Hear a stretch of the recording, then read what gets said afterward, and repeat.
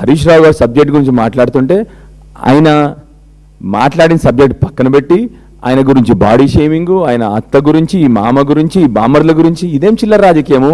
మీ కుటుంబ సభ్యుల గురించి ఎప్పుడన్నా మాట్లాడినామా? మా నాయకుడు ఎప్పుడన్నా వేరే వాళ్ళ కుటుంబ సభ్యుల గురించి మాట్లాడి చూసినారా మీరు ఇప్పటివరకు?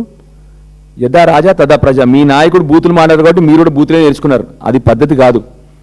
కొన్ని రోజులు నడుస్తుంది. రాజకీయాల్లో ఎలక్షన్లప్పుడు నడిచింది కానీ ఇప్పుడు ఇంకా నడవదు. ప్రజల సమస్యల పట్ల మాట్లాడడం మొదలుపెట్టండి. కంటిన్యూస్గా ఇదే పని 2.5 సంవత్సరాలు అయింది. దిగజారిపోయిన మాటలు. మీ పిల్లలు కూడా ఇదే భాష నేర్పిస్తారా మీరు? మీ కుటుంబాల్లో ఇదే భాష మాట్లాడతారా మీరు? దయచేసి ఆలోచన చేయండి. చూస్తూ ఉన్నారు బయట నుంచి అందరు మంది శాసనసభలో ఏం జరుగుతుందని. మనం అందరికీ ప్రజలకి దిక్సూచి అవ్వాలి. శాసనసభ అంటే మీరు మాట్లాడే భాష ఏంది, మీరు చేసే వేషాలు ఏంది, దయచేసి ఆలోచన చేయండి.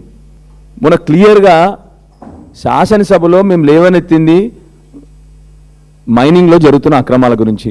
ఇప్పటి వరకు ఎవరు జవాబు చెప్పరు కానీ బూతులు మాట్లాడుతూనే ఉన్నారు.